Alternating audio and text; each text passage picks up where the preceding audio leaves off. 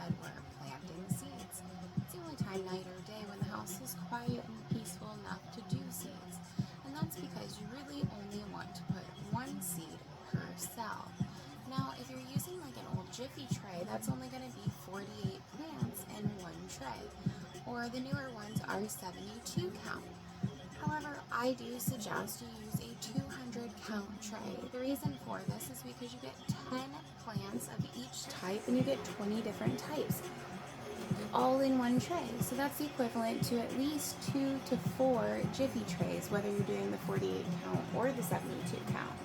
Now, don't get rid of your old Jiffy trays completely, because you're still going to want to use their drip tray, and you're going to want to use the clear lid to go ahead and germinate your seeds. It's just the insert that you should replace. Go ahead and save the rest and save the money from having to buy all new equipment. Now, one seed per cell is going to do the best. The reason for this is the plant doesn't have to compete with another seed in the very small amount of soil that you're giving it. Also, if you want to save on soil, you can always go ahead and use the sphagnum moss. The majority of potting soil is made out of sphagnum moss, so if you use sphagnum moss for sprouting your seeds and then use your potting soil once it has germinated and sprouted, just use potting soil after that point. It's not going to go through any transplant shock because the potting soil typically is at least 60% sphagnum moss anyways.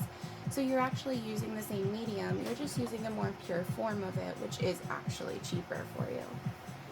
Make sure you start all of your seeds now, because for the most part, if you haven't started them already, you can catch them up quickly using a light.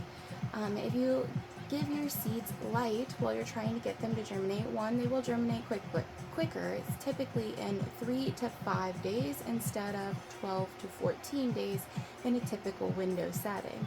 That's going to get you your plants quicker. Another thing I like to do is I like to label the ends of my trays with stickers. I do this on purpose so that when something sprouts, I know exactly what the breed is that's sprouting, but also because I want to remove that cell, I'm going to put soil back in that cell, and I'm going to put that same type of seed into that cell again. And this way I don't have to relabel trays or change out trays every time I have a whole row that has sprouted and I need to make more of that type. I can just reseed that new row with new soil. Works out great for, again, saving space. You don't want a bunch of germination trays around, especially if you're doing a homestead, which is going to be like 4,000 plants total for this year. Instead, it's a lot easier if you use a 200 cell count, you label it, and you only replace and make new seeds of that specific type when you have a cell available that's already pre-labeled for that type. So, great info, right?